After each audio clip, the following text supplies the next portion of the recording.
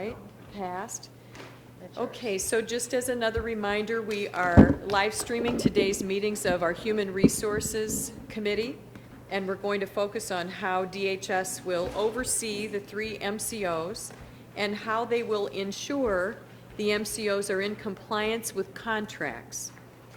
We're 2 days away from going live with the managed care concept here, the transition, and I know that you all have a lot of individual constituent questions.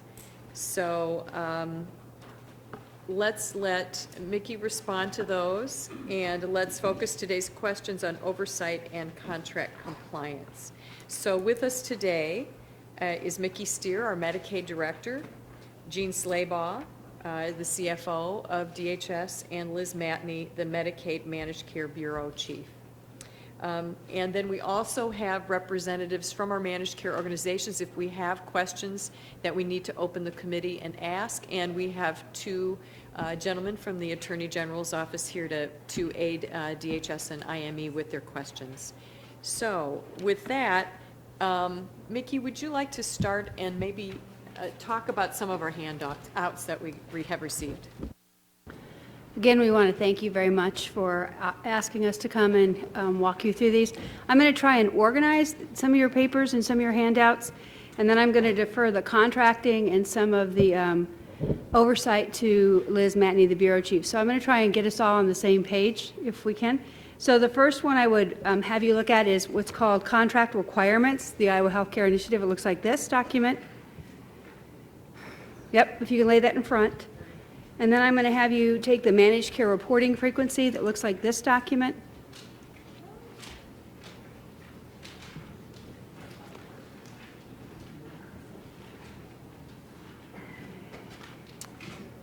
Just have it?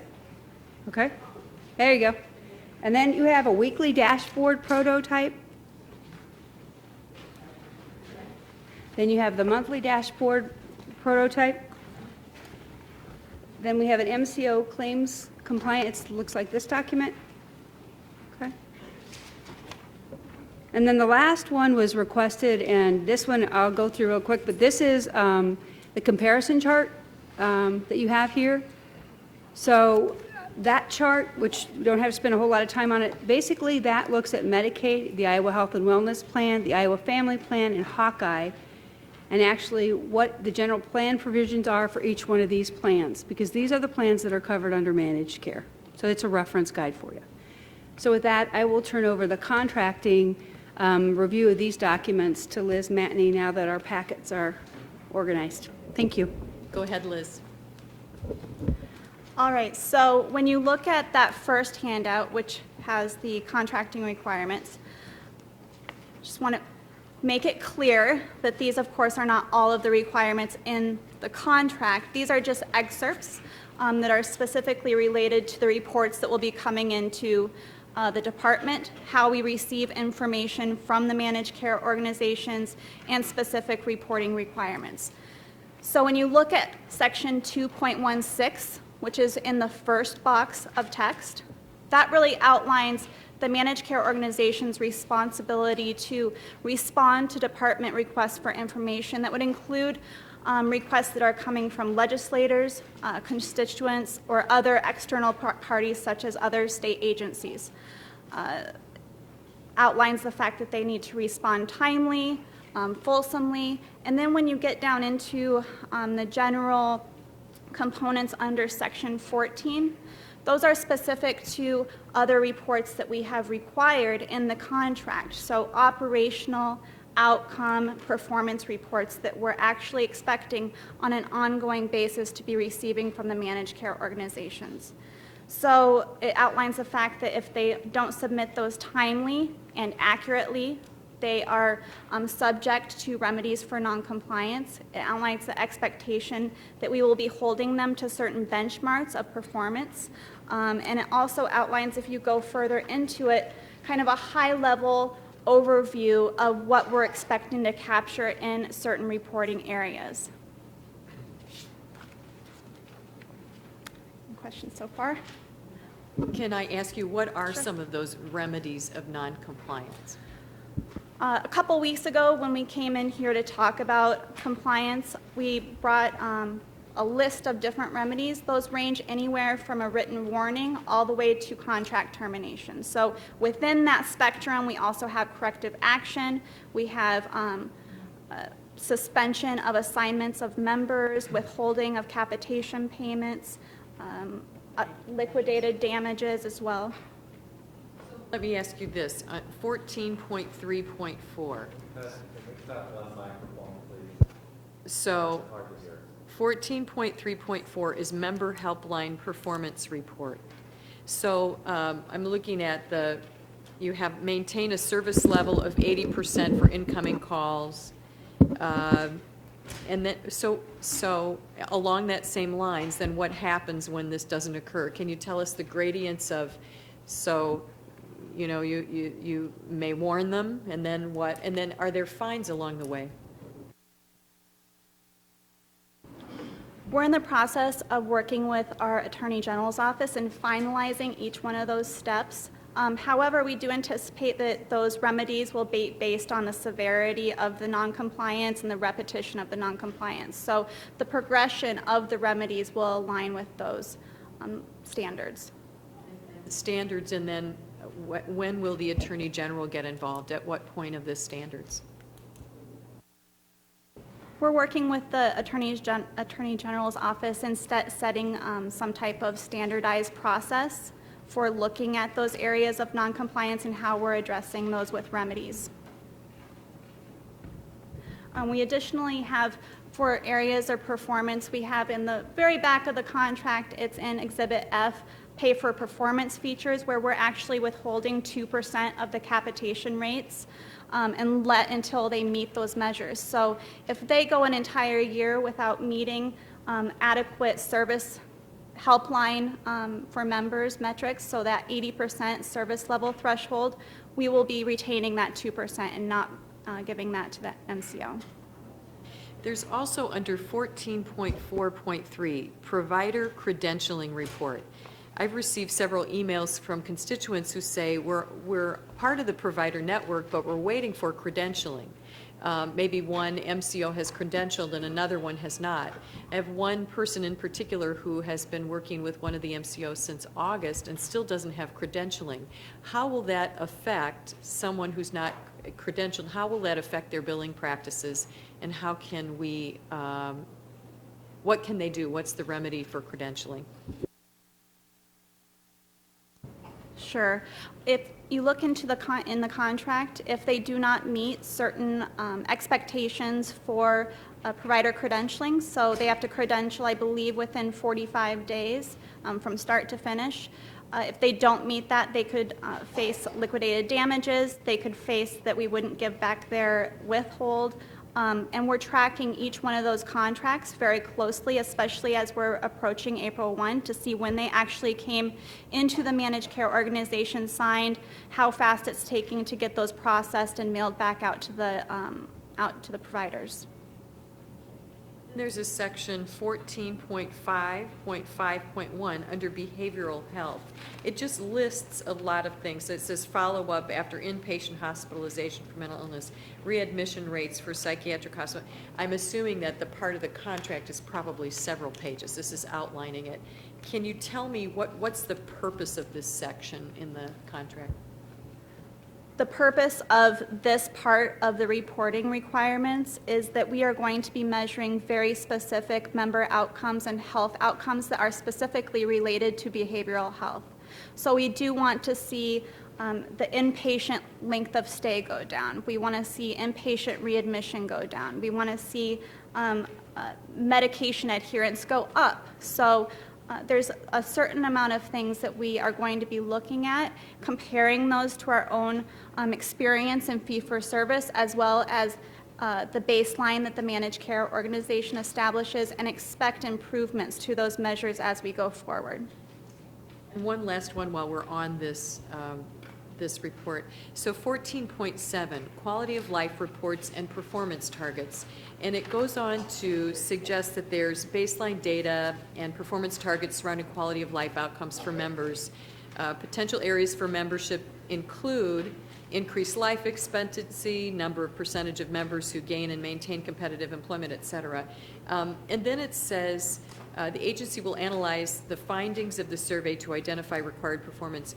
Will you be taking in any other data from community partners that may be maybe not directly related to Medicaid? So let's say a demonstration grant that might be going on in a community. Will those statistics also be allowed, or are these only statistics that the managed care organizations are collecting on their data through Medicaid? It's going to be a combination of different data sources. Of course, you know, this is going to be related to Medicaid populations, but we're looking at aligning with all different types of data sources, initiatives, demonstration projects. So the SIM grant, the outcomes that all of the regions have, looking to align those so that we're all moving in the same direction. Okay, thank you.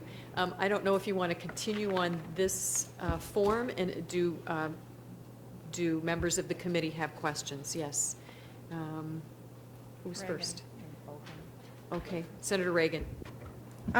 You talked about the liquidated damages. So where will that money go?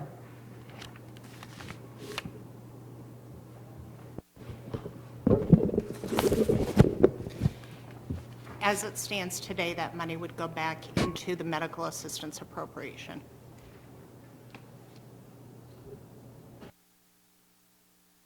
And, you know, there's the requirement for all the MCOs to have board, stockholder advisory boards up and running.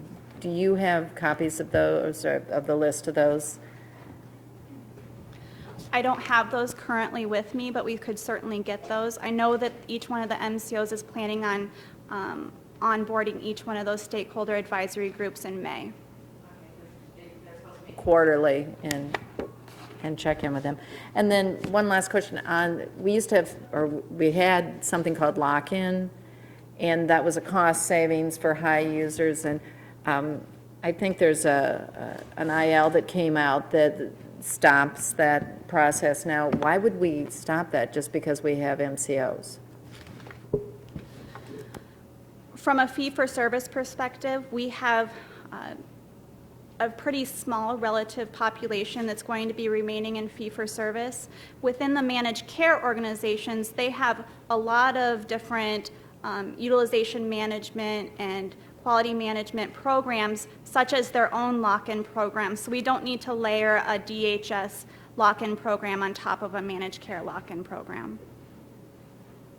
Those people will just, if they're in a fee-for-service, you could do it, but that aren't in the MCOs, you'll continue that possibly, but you won't. Each managed care organization can do their own utilization review then. Okay. Correct. Senator Bolcom?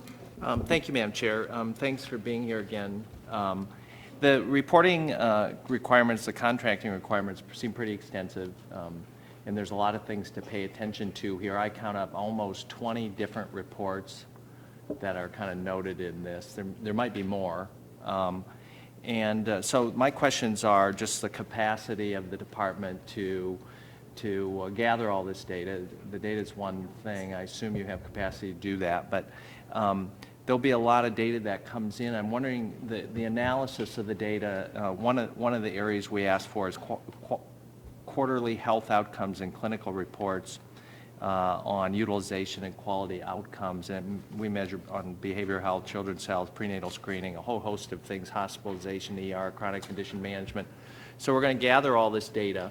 Will the department do some analysis of the data in terms of, and this is over time, right? We're going to have a baseline. Where's the current program on, say, hospital readmissions was one thing. But are you going to do analysis of the data for us in terms of this is going in the right direction, it's going in the wrong direction? I know that we collect data in a number of different departments, and sometimes the departments are put on a spot when they have to give us an opinion about whether things are going well or not going well in a particular, I work on a lot of tax stuff, and it's hard for the Department of Revenue to tell us if the tax thing's working or not, because it makes people mad. So are you going to do analysis on whether or not we're getting the kind of outcomes that we think we should? And how's that going to be communicated to us?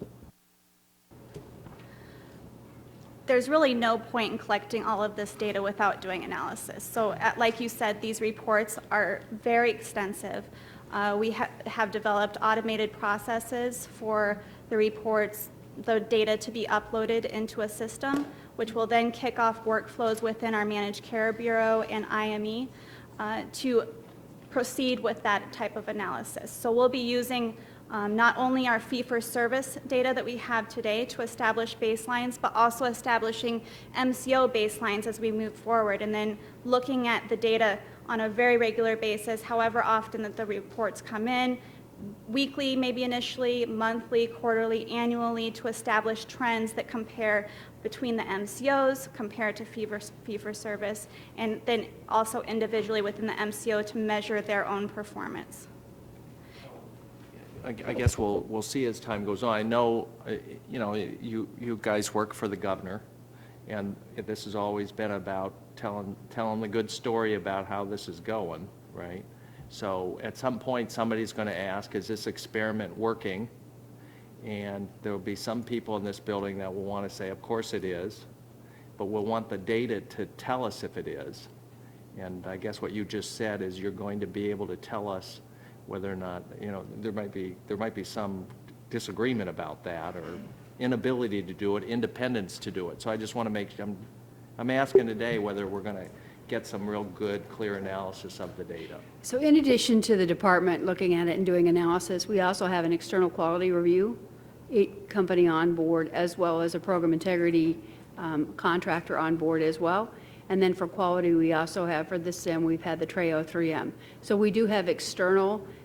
We also have the University of Iowa that also will do some of the public policy studies for us. So it will be a combination of the internal department as well as the external vendors looking at the data for us and helping us analyze that. And I think later on in the handouts, we have some prototypes of dashboards. Mm-hmm. Just an aside, so I got a question from one of the providers, if they would be privy to that information so that they could also go in that same direction where, let's say you collect the data and you see these gaps in the system. And so as you're trying to work with the MCOs to make sure that that gap in the system or a frailty in the system is met, is that going to be shared with providers so they can move toward that goal as well? And how soon would that be shared with the providers? If it's maybe tied to reimbursement, or, I'll just leave it at that. So some of the data already has been through the value-based purchasing, and with the SIMS grant, the component that's in the contract says that we will have 40% of the providers on that value-based reporting system. So those providers will see that today, and it's very specific. As we move along and we move more towards that model of value-based purchasing, additional information would be shared. Each one of the managed care organizations also has a quality management group where they work extensively at looking at their own data to make sure that they're finding the root cause of where the data might not be meeting their own internal expectations or even the department's expectations, and then following up with what that would be. In some situations, it could be a certain provider, it could be a provider type, where they might need to do additional outreach, education, training. So that would all be built into the framework of a managed care quality management system. Senator Shelgren.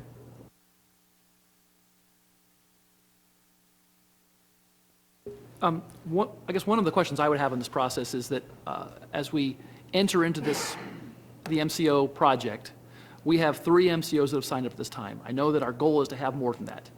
In a competitive environment, obviously we'd want to have an additional or 1 or 2 additional MCOs.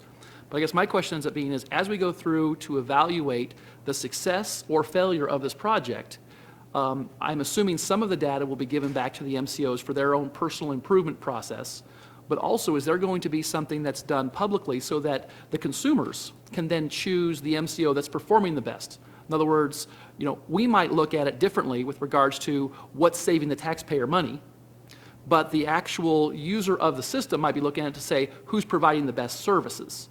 And I'd like to understand how we're going to put that on a website, make people aware of it so that the consumer has some decision-making in these 3 providers, or hopefully more providers in the future, as to which one's actually performing best for their interest. A couple of things. First of all, to your point, it's important to acknowledge that we need to have a really good feedback loop in the system. So as we're getting data in and we're analyzing it and we're finding out what that data is telling us, we need to follow back up with the managed care organization and make sure that they're incorporating that into their own business practice. So if there's a struggle with meeting some performance measure, we will be letting the MCOs know that there needs to be an intervention. That might require a corrective action plan, but whatever does happen, the Managed Care Bureau will be following up to make sure that there is something in place to correct that issue. That is also outlined in, let's see, it is the handout 5. It has, it's a demonstration of the MCO claims processing compliance review. It's 2 pages. So what that also does show is that there is a feedback loop back to the MCO, but I can go through that in a second. Like Mikki noted, we do have some dashboard prototypes in this packet as well. So we're looking at publishing those on the DHS website so that that is available to all of you. It's available to the public, and that will be a good tool for members to use as they're looking at managed care performance. Additionally, our external quality review team, after the first year, will start developing MCO performance scorecards. So we'll have those available additionally once we have enough baseline data available for the public to be able to leverage. And I do appreciate that. I just want to, ask the department to make sure that we don't just set a minimum standard that we hope these MCOs achieve and hold them accountable to that minimum standard. My goal is that as we go along, those standards, as they exceed, hopefully, our expectations, we can share that with the consumers. So thank you. Does anyone else want to ask questions? Senator Johnson or Senator Garrett?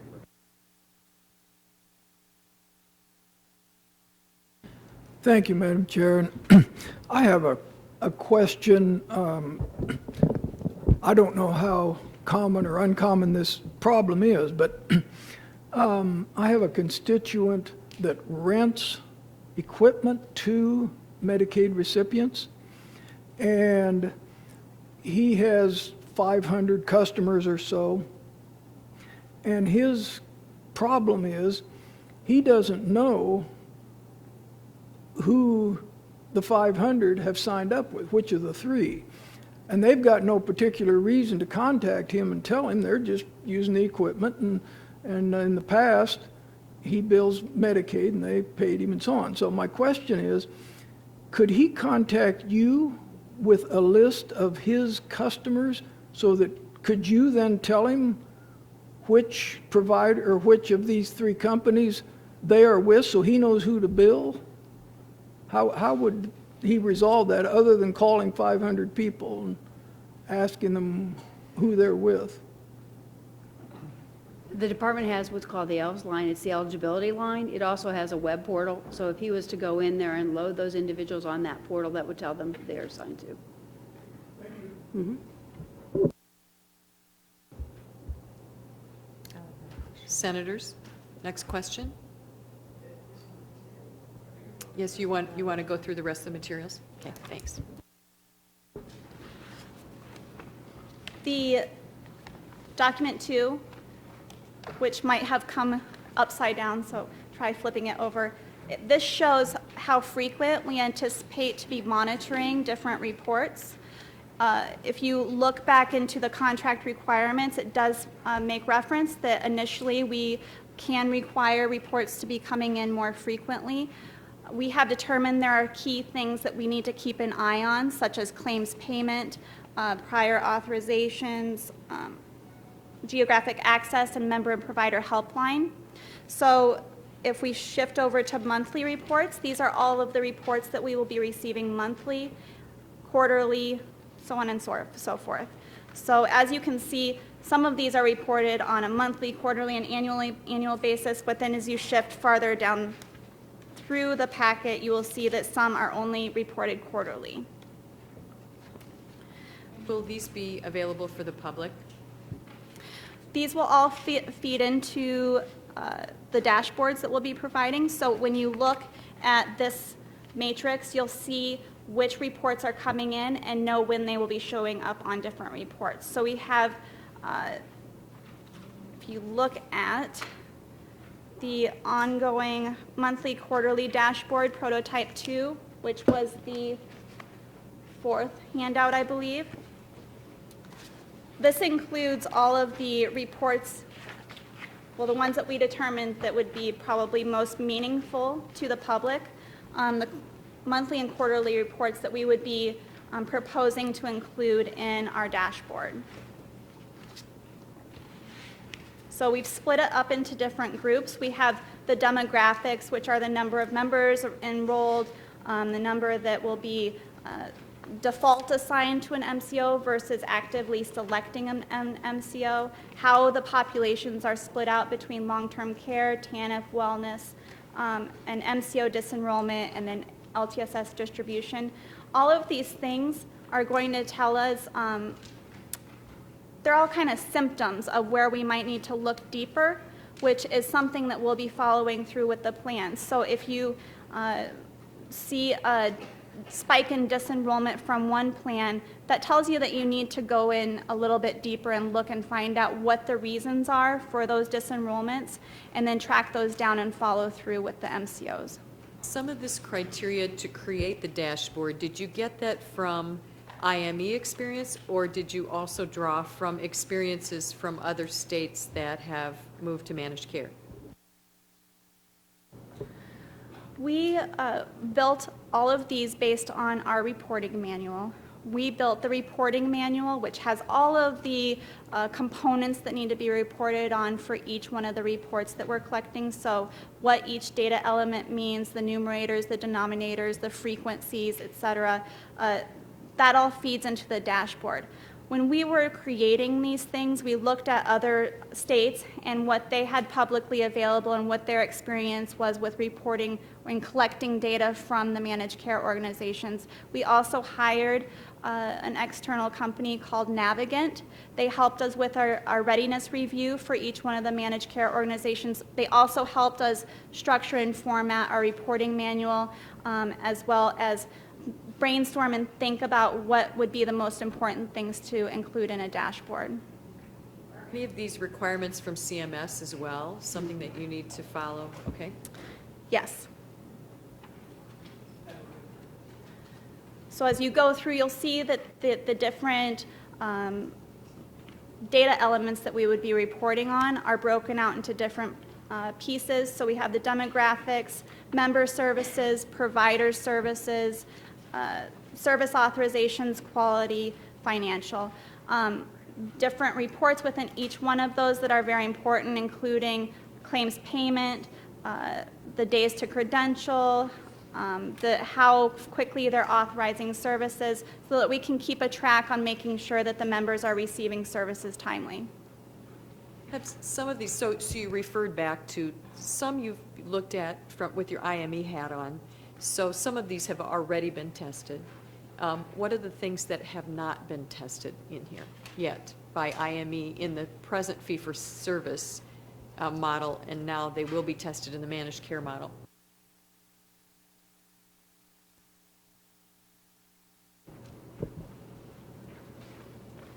I think that the biggest things that are limited in testing in the fee-for-service area are really related to the value index score and the different domains that are related to that. We have that really more focused on a limited group right now, which is the Iowa Health and Wellness Plan, but we are going to be expanding that to incorporate long-term services and supports and behavioral health. We've been tracking readmissions, inpatient stays, all of these things, but just not in the same collective format that we're looking at here, which is going to be really beneficial for us as a department as well as the public. I believe Senator Bolcom has a question for you, Liz. Thanks. Yeah, I appreciate the knowing kind of the frequency of the reporting. One thing that I don't see in terms of reporting is anything around the administrative fees. I know in one of the requirements of the contract is the medical loss ratio. They have to spend 88% of what we provide for resources on care, and then we have the 12% admin. Is there a specific report from the MCOs to IME regarding the spending of the administrative money and things like profit and care coordination and general administration? There is a report that's required for medical loss ratio. The definition that we're using for medical loss ratio follows the National Association of Insurance Commissioners definition, and it is included on the report. It's just, It's 14.2.7, it's at 88%. And it's on this one, but it's, I guess my question is that, so 88%, I assume that means 88% of the resources are spent on people's health care. healthcare claims, correct? So the 12% that's not accounted for is the administrative fee. Correct. Okay, what kind of reporting are we going to get on that? In terms of things like profit and I think care coordination or case management is part of the 12%.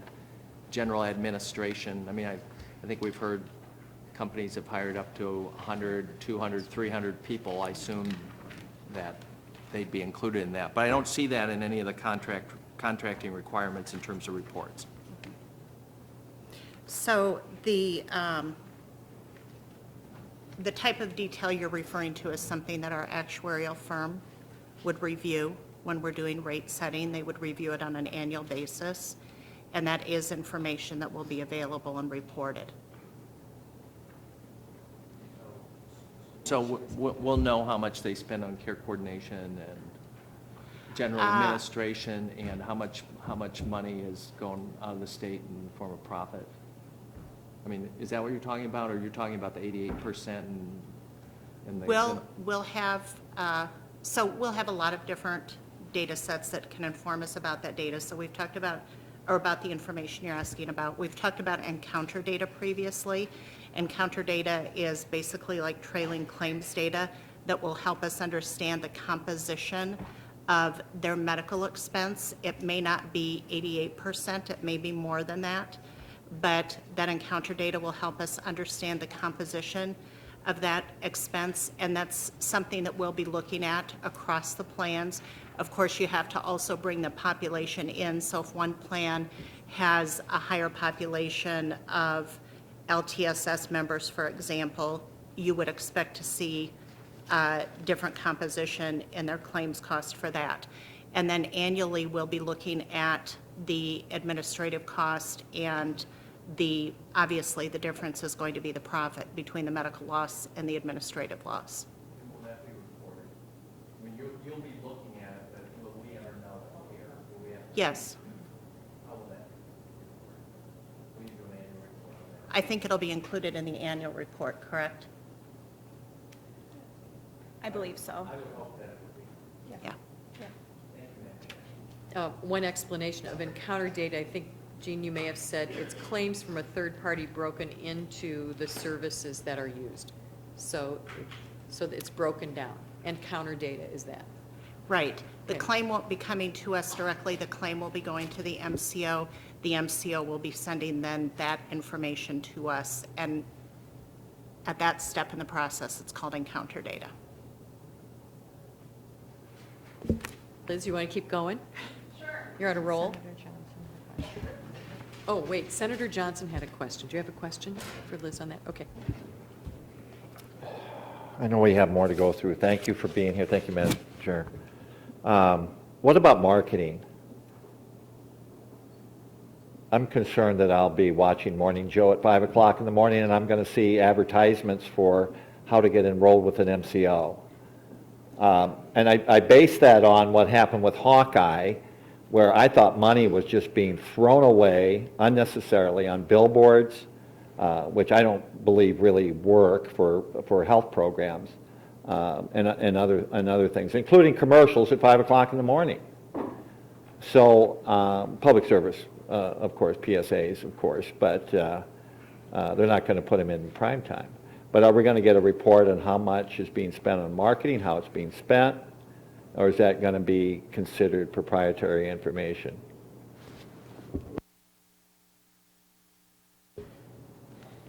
So we do, I've seen ads for the MCOs now. I don't know if you've seen them, but I've seen ads. They are allowed to conduct advertising or marketing, if you would. There are very specific requirements that they have to comply with, CMS regulations that they have to comply with.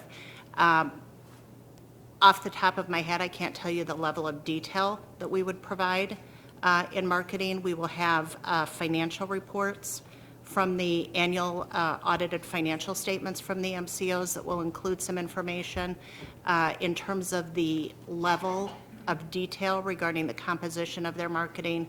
That's something that I would have to take back and look at.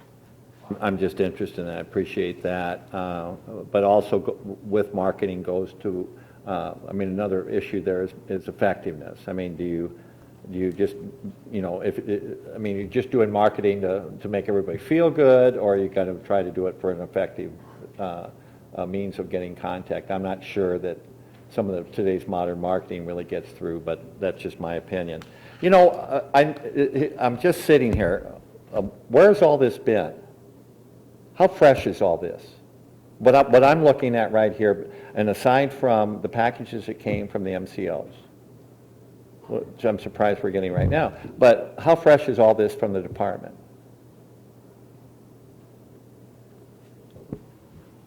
The contract, which is this document that Liz reviewed for you, has been in place. I mean, we've been working on it since it's not new at all. The contract with the MCOs is that we've actually just summarized that for you. We've been working on the dashboards and putting those together with the reports. All these handouts are driven out of that contract specifically, and that contract has been in place since last fall sometime. Okay, I'll ask the question again, Mikki. Were you ready on January 1st? Yes. Okay. You know, I don't see it. And I don't see where that communication is going to come back to the legislature. I just don't see that we have a structure at all for information to flow back. And I know we have other questions coming up. We got more materials to go through, but before we leave here today, you know, I want to be back here in July, and I want to hear a report and an update. I want to be back here in October, at least I do. I'm just speaking for myself, and getting another report. I'm not going to wait till next January when we come back. I don't like the idea of this being launched right when we're about to adjourn, and we don't have any oversight. And I would hope that we could all see the need for that. But that's my opinion, and I'll leave it at that, but that's my opinion. And I hope that we can have some further talks before we leave about exactly what we might do. I think that there are some ideas out there about that, correct? Okay, I do have more specific things here. Oh, here's one from home. I have a provider who says that that the center's $400,000 behind in payments. What's going to happen in those cases where we're lagging behind right now as we transition now to MCOs? How do we catch that up when the MCOs weren't involved in those things? And I had talked to Paige about it. I know I'm not trying to catch you off guard, but I had talked to about this. But so it's just an example of, okay, if $400,000 is due, at least in the opinion of the center director, this community health center, what's going to happen here with other examples of that if there's payments lagging on claims? What we have done and put in place with this transition and with us handling the mental health and behavioral health services claims, We know that we had to reach out to members and to providers and add additional training to them because we moved from a form that Magellan wasn't using that we were using, so that was a training curve on us.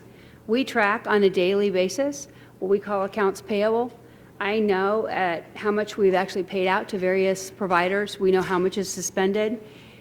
We look at this on a day-to-day basis and send emails to our provider services that watch this and say, help me understand if there is a provider that has a high level of claims that are being suspended. Can you tell me why? Is it an IT issue? Is it a bill? Whatever it is. So what we are doing now on a day-to-day basis is we are sitting down in like 10 minutes in the morning going through these and really trying to push as much of the suspended claims out of and work them to, and actually hand carry some of our providers to ensure clean claims. Our goal is to push and move as much of these claims out as possible so that the dollars are in the hands of those providers. I know, we're going to be leaving here, Madam Chair, is that right, at 4 o'clock? Or do we have the room? We can go later. If, we'll go until 4:30 at least. Okay, I have some additional questions, so can I reserve those? Yes, as we go through absolutely. I this? think Okay. people, after we talk about the reporting mechanics and the contractual, I think we should follow through with some other questions, yes. Anybody have any questions up to this point? All right, next document. The only remaining document is our prototype for the weekly dashboards. So these are the things that we will be monitoring closely in the initial weeks of implementation. The call centers, obviously, we want to keep on top of that, make sure that members get the correct information, that they're getting timely information when they reach out to the managed care call centers. The appeals, if we do happen to have any appeals that stem from service authorization, modification, or denial. Provider call centers, as well as the clean claims that are paid, making sure that the providers are getting paid within the contractual requirements that we have set forth with each one of the managed care organizations. Then also making sure that we're keeping on top of the claims that are suspended. Of course, if a provider is having challenges submitting billing forms to an MCO, we want to make sure that we're looking at how many claims are being suspended because that's a good indicator of the provider's financial health if they're not getting paid on a regular basis. Where the claim isn't denied and it's not paid, it's just kind of held there. We'll also be looking at prior authorizations, and we will be looking at this in comparison and having expectations based on the volume of prior authorizations that we have in our fee-for-service environment. So we'll have an anticipated number of prior authorizations that we expect to have come in, and they'll be approved, denied, modified, keeping an eye on that to make sure that that denial level doesn't go above what we thought it should be, and then having a follow-up conversation or more with the MCO to see what's going on. And then as well as, one of the things that we had thought about is that there are individuals who have services that are very necessary to their daily health. So for example, dialysis services, making sure that those services are continuing at the same level that we had seen them occurring in our fee-for-service and our other managed care environments prior to this transition. We want to make sure that we're preserving the health of those members that have frail health conditions. And then, of course, moving on, critical incidents, really looking at the long-term care incidents that are coming into each one of the managed care organizations, making sure that that's not spiking in any way, also making sure that they are being reported accurately. We also don't want to see an unexpected dip in critical incidents because that might be a reflection that things aren't coming through, that they're not being reported correctly and recorded accurately.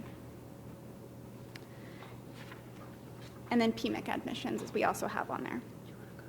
Okay, under the claims processing, so, you were saying, you're monitoring to see how many claims are paid within at least 21 days and et cetera.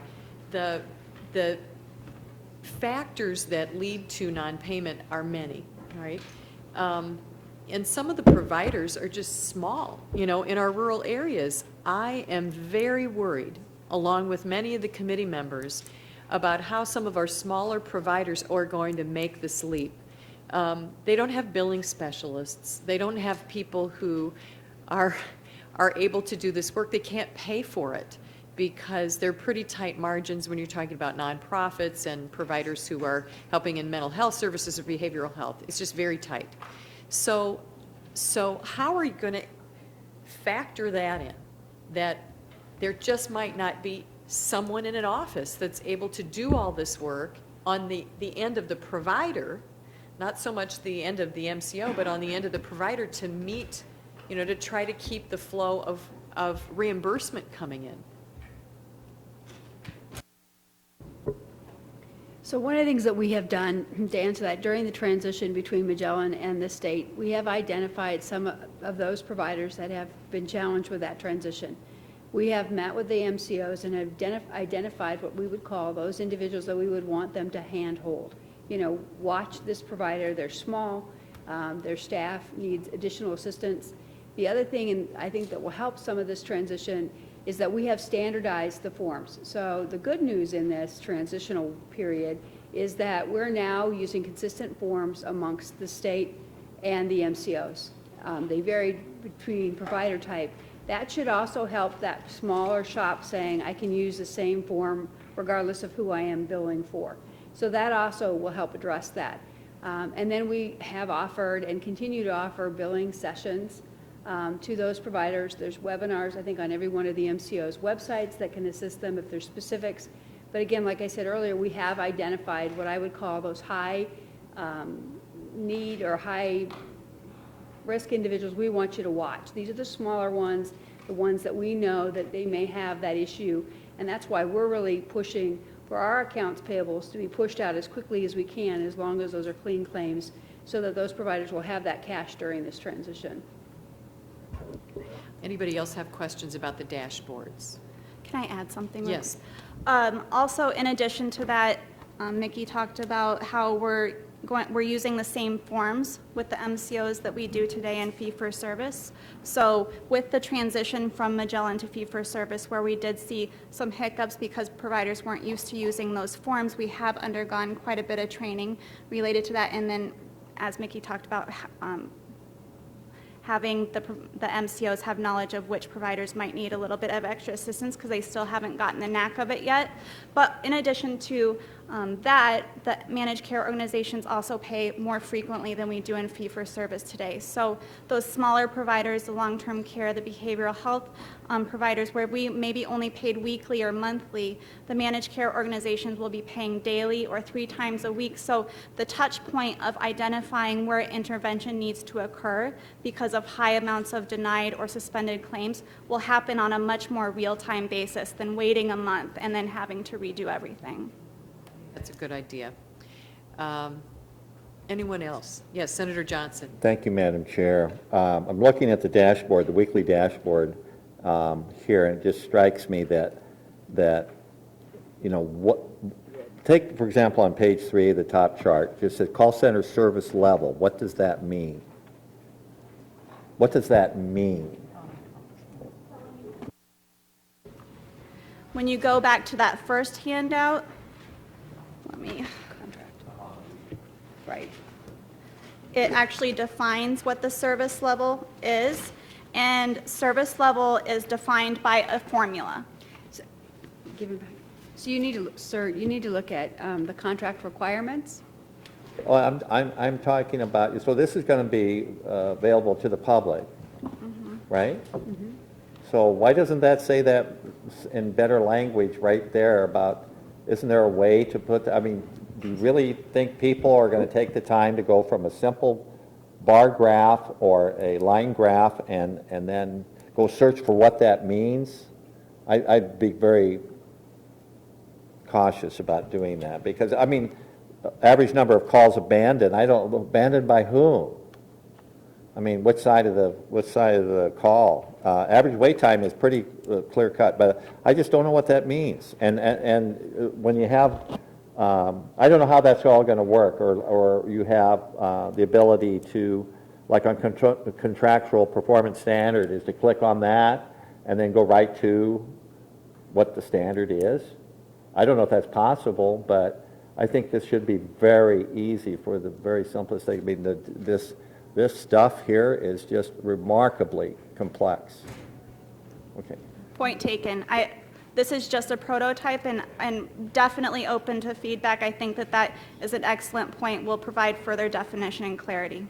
And I'm just saying, you know, that maybe you could just go from one to the other. I don't know if it's possible. I am not a techie, but I like things to be simple for me. So anyway, thank you, ma'am. Senator Sigebart. Thank you, Madam Chair. Question, I'm a small provider. I'm not, I'm just saying, I'm a small provider. Do the 3 MCOs have a website that I can go to that's got software in it that they can report right there and send their report electronically? I mean, that would help them work through the process if is that available? Do you know? I guess if there's any of them here, they could answer that. May we open up the committee to the MCO representatives to ask? The question has been asked, will the MCOs have digital or online reporting mechanics available for providers? I should have turned my mic on. Will the MCOs have digital or a portal or some type of reporting or claim mechanics so that you can do this online? I think, is Senator Sigebart, is that what you're asking? Okay. To make it streamlined and easy, and give us an update on that and what's going on with that. Come up to the table, and if you'd like to just give us your update maybe on that or what the future holds with that. Either Kim or Cheryl or Cynthia. So I think every agency is probably going to be a little different on the type of billing you're talking about, though. But my understanding is they don't have a web portal for just anybody to file through. We do have a web portal, and I Identify yourself first, this please. is, sorry, I'm Cheryl Harding from our Healthcare TOS. We do have a web portal where providers can come on and do online straight to our web portal to get claims entered. They actually go through our claim clearinghouse vendor, but it's through our web portal. I believe the others do as well. Is that a correct statement? All the providers know that now. They Yes, know that we've all now. been You've gone through training I with hate to speak for the others, but you guys speak up if you disagree. We've all been communicating that in our provider education meetings. Okay. And so how are you keeping a dashboard on how well they're understanding what you've been training them? Or will you not know that until the first claims are entered? To truly know it, we won't know till the claims start coming in. However, we have a lot of opportunity for them to ask questions, and there's been a lot of, they reach out to provider representatives, account reps, our call centers to clarify when they have questions, and they go through a process to test to make sure that all's working and everything. So as long as they've done that, there should be no problem. They would know that it works at this point.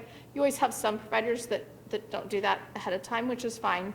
If there are any issues, then we have our vendors available to help, and we're available to help. So that's a pretty normal course of business for us. Do you know if providers have asked you a lot of questions about that? Do you know if you're busy with that and There's feedback? not been an abnormal number of questions on that. I think some of the providers that are newer have been very inquisitive and been asking questions about it, but there hasn't really been predominant issues to speak of. Senator Sigebart, do you have a follow-up? Do you want to ask more questions? I did, and it would be, have you contacted the people that you were assigned? Kind of goes back to the question I asked the other day. You've been assigned to 200,000 members. Have you contacted who they were previously doing business with so that they know, the provider knows you're the MCO for that? So we haven't done outreach to providers to specifically say we have your members. A lot of times members have a variety of providers. So that'll be a process that occurs as they start coming in for services, and they'll check to see which managed care company. There is some of that has happened to some degree, just as people have been having visits closer to 4/1. But that'll be the process. That's pretty normal process, because when a member comes in, even, hate to speak for the IME process, but when a member comes in right now for services, providers, they'll say, I'm Medicaid, or they'll check that, and they go and validate enrollment. So that'll pretty much be the same process as it has been. Has any of that happened yet? Has any provider contacted you? So we have providers calling our provider line to verify if, here's my member, are they a member with you? And so we've confirmed that for them when they call. Okay, thank you. Yeah, go ahead. So follow up. No. Yeah, identify yourself and. I'm Cynthia McDonald from AmeriGroup. So that's pretty industry standard in terms of what Cheryl has indicated. We've done, just in these past week and a half or so, done a push out to providers, what we call it, which is a welcome to AmeriGroup in our case, and just ensuring we're kind of focusing on the smaller providers, the medium level providers, because we're working very closely with many of the providers, especially the large ones, but ensuring that we're covering their questions, that where are they, what do they need. It's that kind of push out that we're working through, but trying to work through any issues that they have as they get ready. We also work, I'm sorry. By email or phone call, email Phone and calls, phone call? We're doing a phone call piece, but then if we also ask them, would you like a personal visit, which has been a standard offering of whatever, it's kind of what do they need. So we have regional provider representatives who will go out meet with individual providers, trying to be as hands-on and respectful of what they need and want, but primarily by phone, but again, we'll do it the other way. We also work with the association groups who are particularly important for us to do that with community providers. So we are connecting through the association, and they can connect out, or we will reach out directly to them as well. Thank you. Anyone else? Yeah, please come up. Kim Foltz, United Healthcare. Glad to be here today. United Healthcare, since we've been here for over 30 years, a lot of providers do know and work with us today, and we have a web-based portal that many providers are very familiar with. The smaller-based providers, we've done extensive outreach and one-on-one. We also have provider advocates who are out in the community, and they're meeting with providers for hands-on training and to answer those specific questions. It is important that they understand how to work and engage with us, and so we're there to answer those questions, and we'll be there in person. Our folks are throughout the state. Senator Siegebert, do you have any follow-up, anything like that? Okay, all right. Anybody else have any questions at this point? Senator Bolcom? Thank you, Madam Chair. I want to come back to the administrative fee question. I'm a bit confused in terms of trying to track that, and I'm interested in what it's been indicated to us on more than one occasion as we've talked to people about this, that the contract is going to dictate a lot. The contracts between the state and the MCOs are really going to dictate all the rules. And I guess I'm interested in knowing what's in the contract as it relates to administrative cost reporting.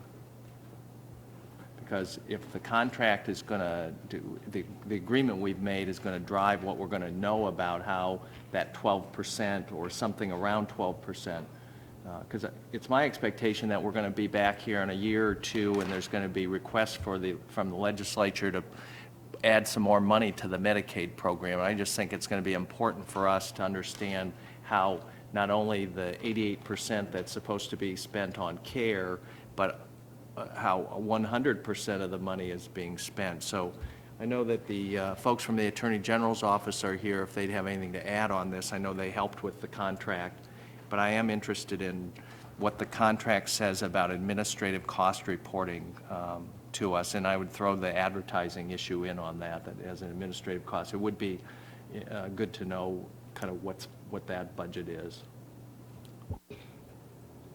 I believe that detail is in the reporting manual, not in the contract. So I believe what's in the contract is the information that you have in the handout on reporting medical loss ratio, but there's additional detail in the reporting manual, and we can get that for you.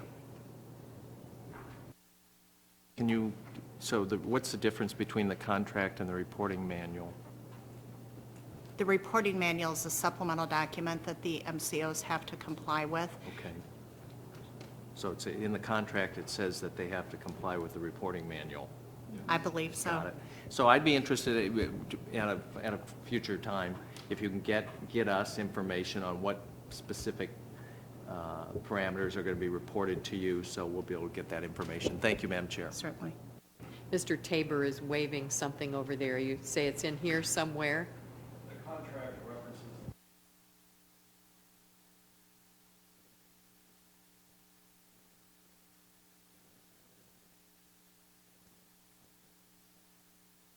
Senator Yoakum, you've been very patient. Thank you. Well, since the Attorney General just responded, will the Attorney General's office have any input in compliance of the contracts? You helped write the contracts, you helped write the RFP. What role will the Attorney General's office play in compliance now? And please use the microphone. I'm Eric Tabor with the Attorney General's Office, and this is Jeff Thompson, my colleague from the Attorney General's Office. We helped draft the contract. We're helping them interpret it. There's going to be interpretation questions. But then in the end, there are clients, and if they have a problem with the MCOs, they'll come to us and look at the enforcement provisions, and we'll do what we need to do. In an informal method, administrative method, if we need to go to court, we'll do that. So will the department then have the sole responsibility of evaluating whether or not the MCOs are actually complying with the contract? I think all good clients would consult with us on that, Senator Yoakum, and through the years and months, they'll be looking at data, and if there's some question about accurate, appropriate reporting, I'm sure our client will talk to us and talk to them. We do have independent authority, the Attorney General's Office, to look at false claims. Totally different than a contract. If we see an MCO submitting false claims or providers submitting false claims, we independently can bring actions in court on that without their involvement at all, Senator Yoakum. Okay. To go back to Senator Bolcom and talking about these 20-plus reports that are due, Liz, are you going to be supervising the analysis of all these reports? I mean, will that be your responsibility, or who's within IME will be doing the analysis of all these reports? Yes, I will be supervising all of the analysis. And how many people will be working with you just to do the analysis of these numerous reports? At the core, we have 3 provider member analysts.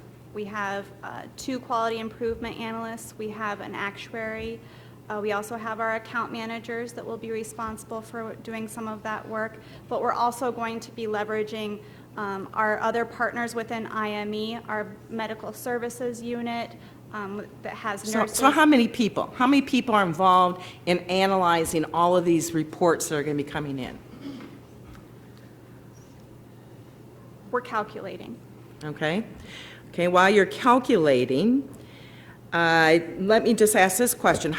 You mentioned earlier the number of outside vendors that we have now hired to help with this whole process. Navigant, Maximus, Telegen, they're the ones that come to my head right away. So could you just walk through who are those outside vendors by name? What is their role? And tell me if they are new to this because we are now in managed care, or if they have been with us in the past. Okay.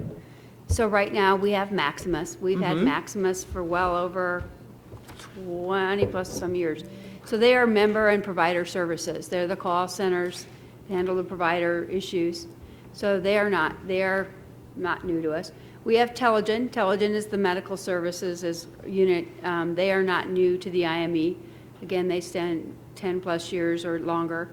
They will provide oversight for managed care in the area of medical issues, level of care analysis. So they will actually look at the medical side. So they're not new to the IME, but their function is new. Well, they'll be doing both fee-for-service and managed care. So okay? it is new, the managed A care component, portion. yes, Okay. component of that is new. You have Gold. Gold is the pharmaceutical. They are not new to the IME. They will also help with, we currently do rebates, so they will be working with us for the rebates of the pharmaceuticals with the managed care. So that piece of their contract is new, but they're not new to the IME. You have right now today program integrity by one of the vendors because we will be continuing with a program integrity vendor. Their role will shift a little bit from fee-for-service to managed care, but they will continue. I'm sorry, what's that company? Right What now, we're vendor? using Optum. Okay. Yes. Okay. I just lost track. Hang on. Navigant? We have Noridian. Noridian is the core, the MMS computer system, the data, they pull the data for us. They're not new, but they will actually help us with the encounter data and the stuff that are coming in. Myers and Stoppers is the account, they do provider cost audit and reimbursement. They do that for us as well. We're bringing in Healthcare Associates, which is the EQRO vendor. We have had an EQRO vendor with managed care before, but this is a new vendor for us for the managed care initiative. So we've had an EQRO vendor, we've just changed the vendor to them. HSAG. Yeah. Navigant? Navigant was here for readiness But review and they're still a vendor, reporting. an outside vendor? They were an outside vendor, but now they're, they've done several of the roles for us. Believe. And then Milliman is the actuarial consulting company that we use. So that's 9, is that correct? 9 outside vendors. What kind of money are we spending on the outside vendors? What's the amount of money we're spending on all these contracts with outside vendors? Just curious. We can get you the detail on that. It's our medical services appropriation. Off the top of my head, I think that appropriation is around 16 million. In general funds, there's some additional funds that go into that.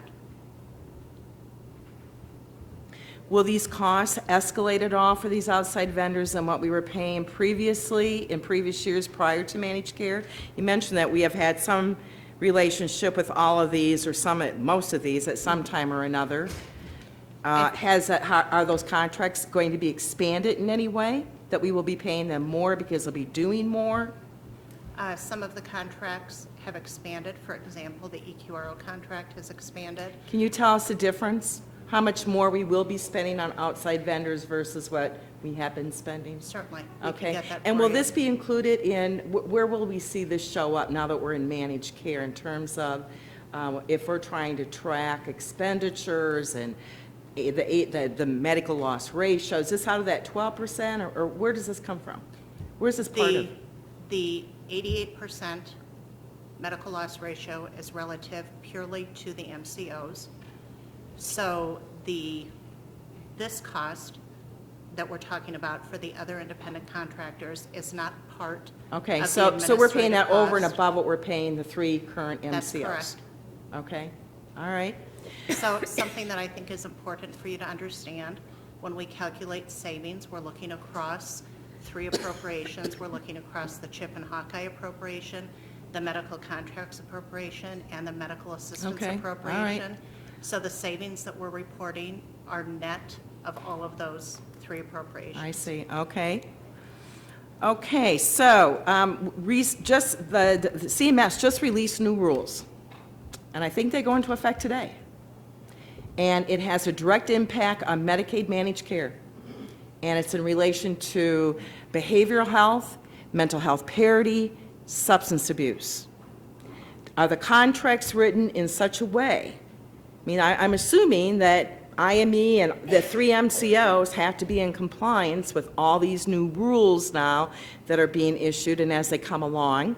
How flexible and how do you monitor compliance with new rules as they're coming down as well, especially in the field of behavioral health and substance abuse? First of all, in the contract, it does have a specific section that we can get you that requires each one of the managed care organizations to adhere to all state and federal laws, as well as all of our state plan amendments and waivers. So pretty expansive authority that they need to abide by. As far as tracking policy changes that happen, we've been working actively on implementing processes where we have a new business analyst position at IME. as well as positions within the Managed Care Bureau. As federal regulations and state regulations change, we'll be doing analysis of what the impact is to fee-for-service and the managed care organizations, and then communicating with the managed care organizations on a strategy to implement those. Most of the time when CMS does implement a new rule, there is usually a transition plan, so we would be adhering to that as well. So let me go back to my first question. How many people will be working under you or with you to analyze these 20-plus reports? Well, within my specific bureau, there would be approximately 12 people. And what other duties besides that will they have? Is this the That only is- thing they're going to be doing? That is correct. One thing that we Not that did- it's the only, because Well, it'll be massive. It's big. So one of the things we did is we established the Bureau of Managed Care, dedicated to the oversight of managed care, including the account managers and the analyst. In addition to that, we also have support from the fiscal division of the Department of Human Services to assist us as well with some of the financial stuff. Okay. But then, of course, we're also going to be leveraging the expertise of our subject matter experts and our vendors across the entire IME. One of the options under the RFP Correction Action Plan is suspending payments of the capitated rate to the MCOs. Will this have any impact on providers' reimbursement rates from that MCO? No, it should not. And how will you know for sure that that hasn't happened? Again, we're monitoring on the dashboards, we're monitoring paid claims, suspended claims, accounts payable, basically, is how we're monitoring that. Additionally, we'll be getting that encounter data that we talk so much about, which is a reflection of the claims that each one of the managed care organizations pay. So we'll be looking at how much they're actually reimbursing providers to make sure that there's no unexpected dip. Mm-hmm. So maybe you've already answered this and I missed it, and there's a lot of material sitting here. Will the penalties for contract noncompliance be only what DHS finds from your interactions with the managed care organizations, or will someone at the department actually be tracking member complaints, concerns, denials of service? So it's going to be very extensive. You're going to know all of that and how many. So if some kiddo needs some service like speech therapy and they deny it and they're supposed to be providing it, you're going to know that. And how? Yes. How are you going to know that? Again, we look at the encounter data. We also we have that benefit grid All that right. shows which each one of the services are supposed to be for the various plans within Medicaid. We're also going to be looking at a variety of external sources. We're going to be getting information from all of you about what your constituents report and investigating based on that, as well as... We're actually thinking we need to hire more people for our caucus staff to help us with those complaints. as well as anything that would come into our enrollment broker, our member services line, or our provider services call center, compiling and coordinating all of those different sources together to do a fulsome investigation. A little earlier, Senator Johnson was talking a little bit about advertising. I'm assuming that the advertising is coming out of the MCOs 12%? Do any of the MCOs want to share with us how much they have spent so far on TV ads, radio ads, billboards? I see buses with signs on them. Kim, Cheryl, Cynthia, any of you want to share with us how much has been spent so far? No? Okay. All right. Could you get us that information by next week?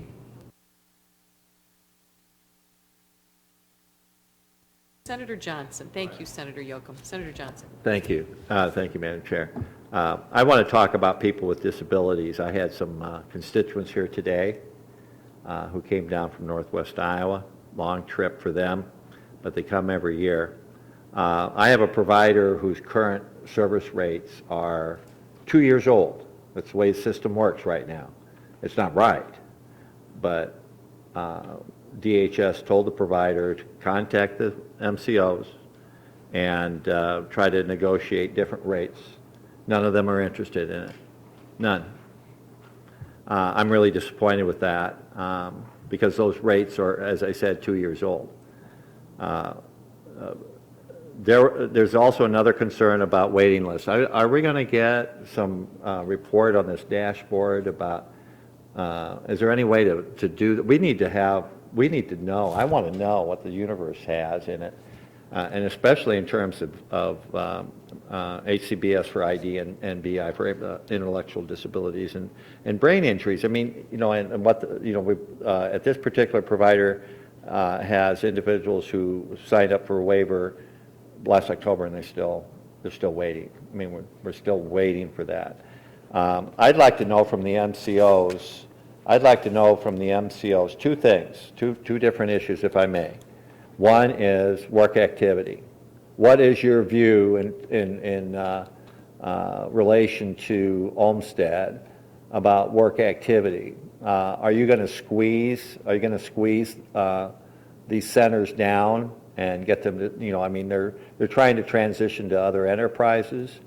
But the fact of the matter is, there's some people who just are good at what they do on campus. A lot of other people there are integrated in the community unbelievably. But what about those people who are just more than happy to be doing some work, getting paid for it right on campus? What we call sheltered workshops, which I think is a terrible term. That's not what it means. These people have dignity. They're earning pay. They're happy with their jobs.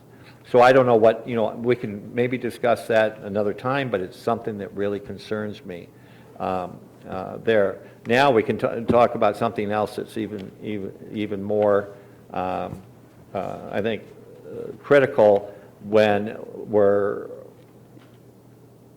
talking about how this whole system's going to work. Right now, this provider can contract with the local regional transit operation and have transportation for clients, in a very quick manner. But right now, what they have to do is call a broker, transportation broker in Oklahoma or Texas, and then the broker calls the transit operation, the regional transit operation, and I'm just wondering what, and then they're called back to confirm that that's actually happened. And then if you have 3 people who are intellectually disabled or brain injured, and each of them is in a different MCO, that 3 different calls have to be made rather than, and through the broker. But one of the MCOs has said, okay, so I think everybody understands that picture, but one of the MCOs has said that the provider can contract directly with the regional transit operation, as they always have done. Why can't the other 2 agree to that as well? If we only have one transportation operation in Northwest Iowa, multi-counties, I mean, why do we have to go through a broker?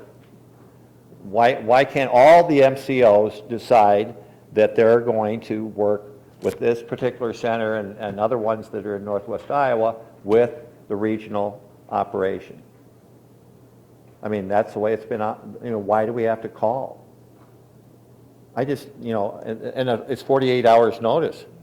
48 hours notice. What if you need, you want to get a quick appointment or want to run to the grocery store for something? I mean, sometimes you don't know that 48 hours ahead of time. Now, we can discuss those issues another time, but I'm talking about work activity with the MCOs, what they see long range happening with that, and if they're going to be dealing with it in any way. And the other is this transportation issue. You're going to, we're already, my understanding is some counties are pulling away from supporting these, and they're on very, very fragile budgets right now. We're even despite the price of fuel, they're all having a difficult time replacing their fleets, in a good way that saves wear and tear on everybody. But anyway, we can talk about it another time, but I just want to bring those things out. But if you want to comment, that's fine. Thank you. That's all I have. Any of the MCOs want to comment about Senator Johnson's questions? Would you like to talk with him later, or would you like, all right, okay. Okay. Thank you, Madam Any other questions? I just have one about Bill. Bill, or excuse me, Senator Dotzler. Senator Thank you, Dotzler. Madam Chairman. You can call me anything but late for supper. Just going back to Senator Bolcom's question, because I'm still not clear on this. And I'm looking on that first page on 2.16, and this sentence reads, information designated as confidential may not be disclosed by the agency without prior written consent of the contractor except as required by law. So if I'm reading that, it appears to me that there is certain things that have been designated by as confidential and can't be disclosed by the agency. So do we have a list of what those things are?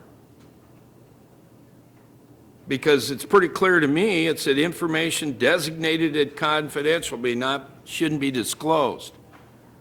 So there must be a list, and it said that, then it goes on, and that if the contractor believes, if we say by required by law, believes this information is confidential and may not be disclosed to a third party, they got to provide something. So we got the Department of Human Services and the MCOs, those are the two parties. Is a legislator a third party?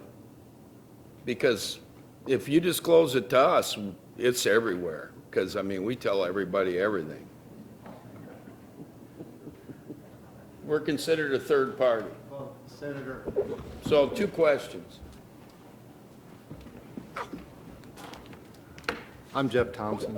I think I can help. I mean, 216 is designed to work outside the scope of the usual reporting that's through all these different sections, and basically says that these MCOs have a duty to be responsive to requests from third parties, and it specifies the legislature and public interested parties, members. It's very broad, and puts a legal obligation on them to not just work with and provide information, but help resolve and do research to answer those types of questions.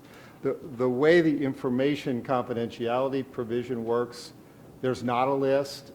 Frankly, the information that is reported and in the hands of the department is pretty much, from our perspective, presumptively public information.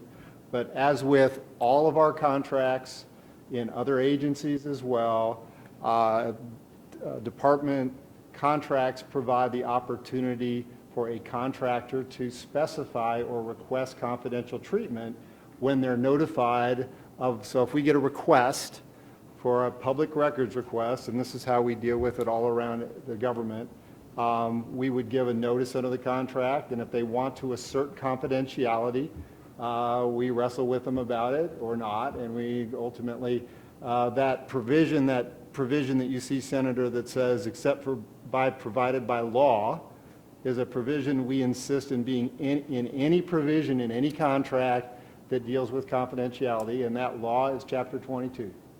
Okay. And so they've got to comply with the open records law, and the agency will work to make sure they do.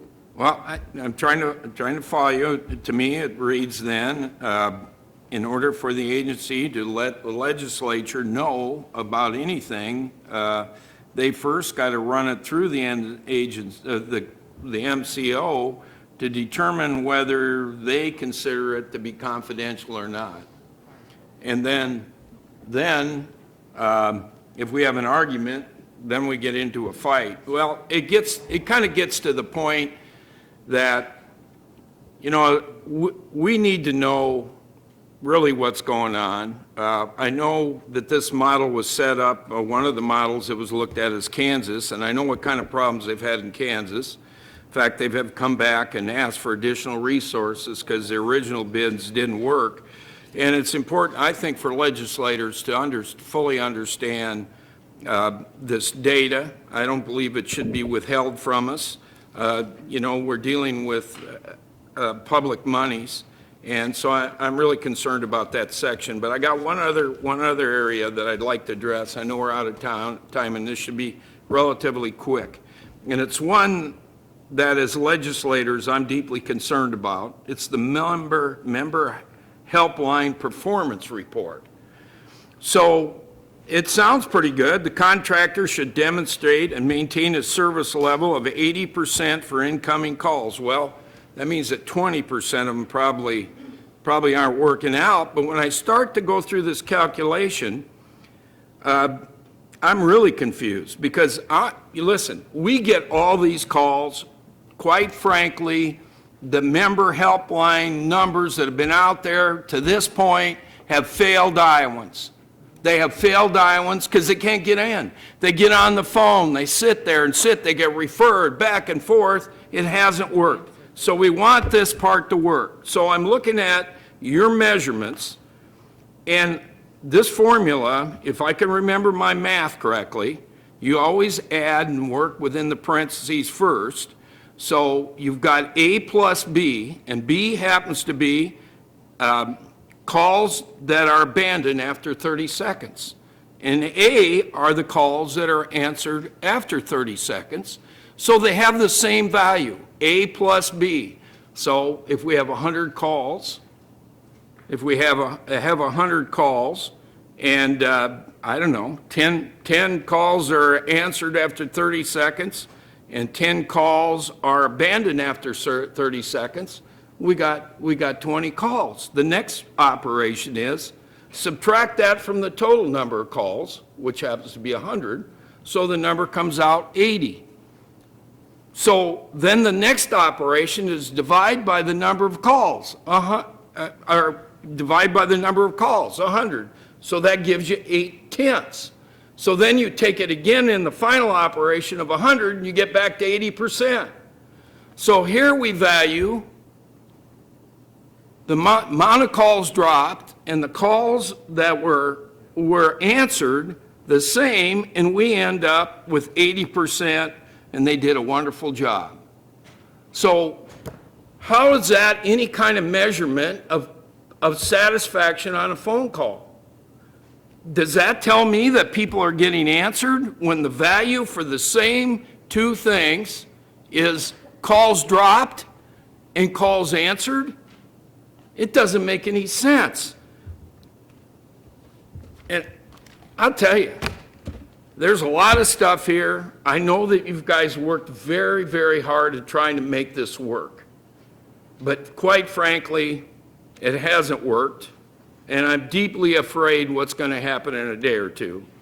And things like this really just point out what is going on. Are we trying to fool people with this service level percentage? Because this formula, it doesn't tell me anything. All it does is give somebody a number that's pretty meaningless in my view. So unless I didn't do my math right, and that's how you follow this formula, I'm almost speechless, really. Perhaps I can offer something. Would one of you like to talk with Senator Dotzler about the formula after this committee meeting and reassure him that you've spent some time on this and that this is a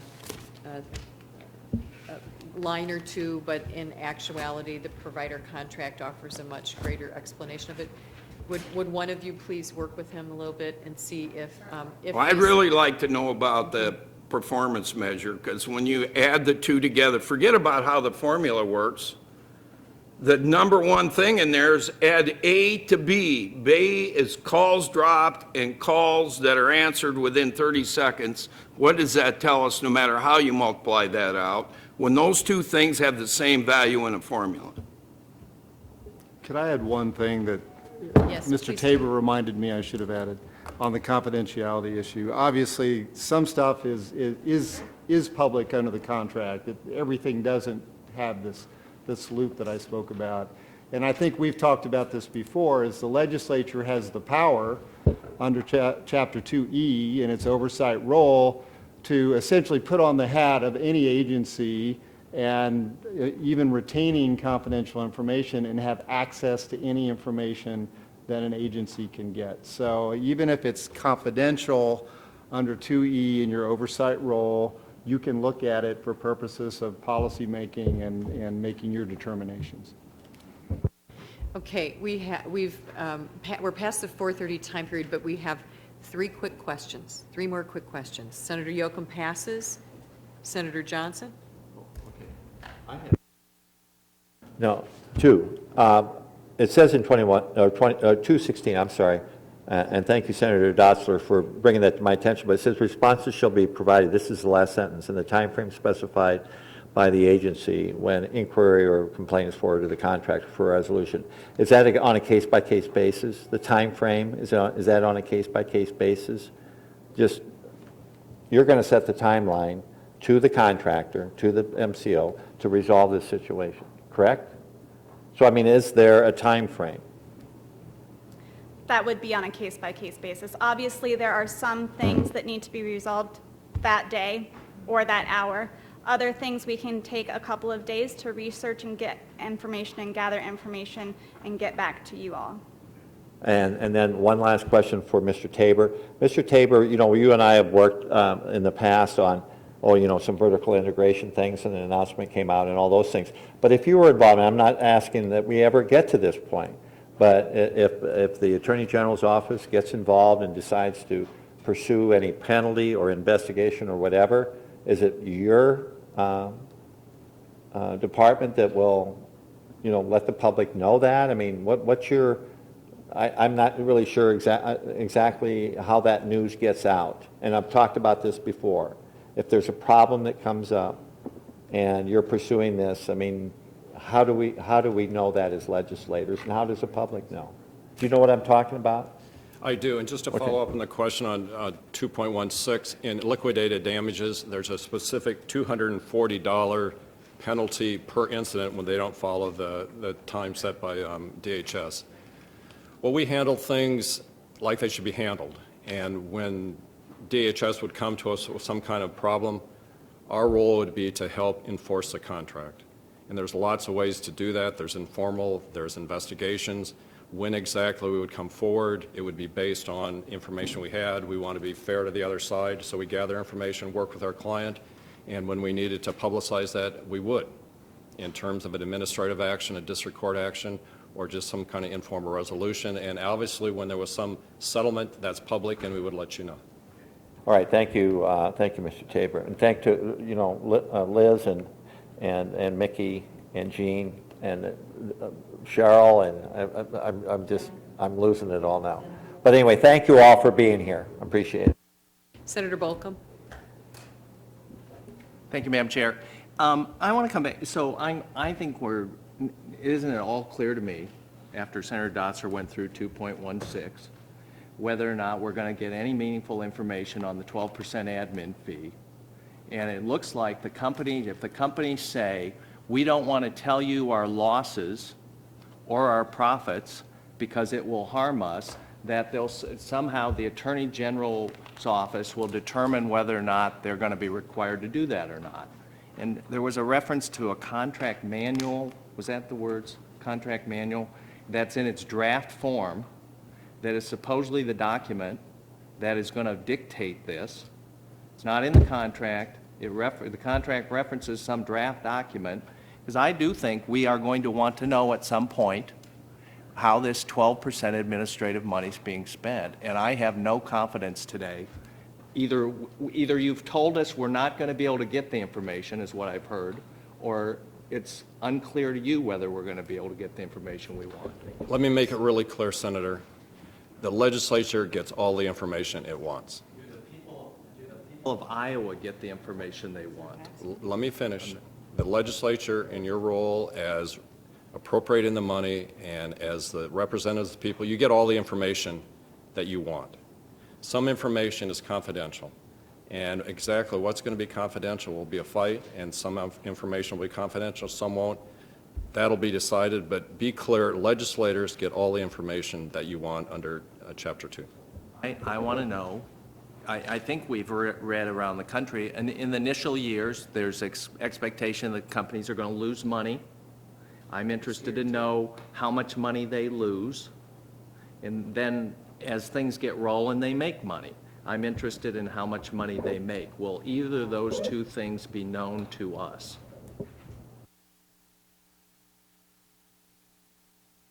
I think the answer to that is yes. And as I stated earlier, the MCOs all have to submit an annual independent set of audited financial statements to us, as well as to the insurance division, so the insurance division can do RBC, risk-based capital, and solvency calculations.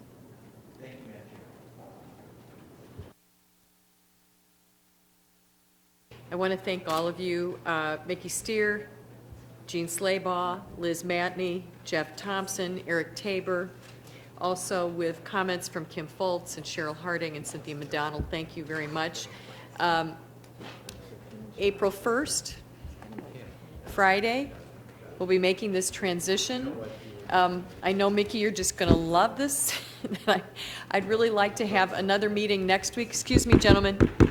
I'd really like to have another meeting next week so that we could ask some questions following this transition. So it occurs on Friday. I am hoping that you have operators standing by and all weekend for those people who are admitted to the hospital, admitted to mental health facilities, any kind of ER circumstance, anyone who's admitted to, a long-term care facility, that we have answers to questions over the weekend and into Monday. Fridays are really hard for transitions, and so hopefully we won't have disaster. So we'd like to maybe ask you back next week so that we could have kind of a, just a tally of what's been going on over the weekend and how we've started our transition. So with that, thank you all for coming, and Senator Dotzler moves that we adjourn.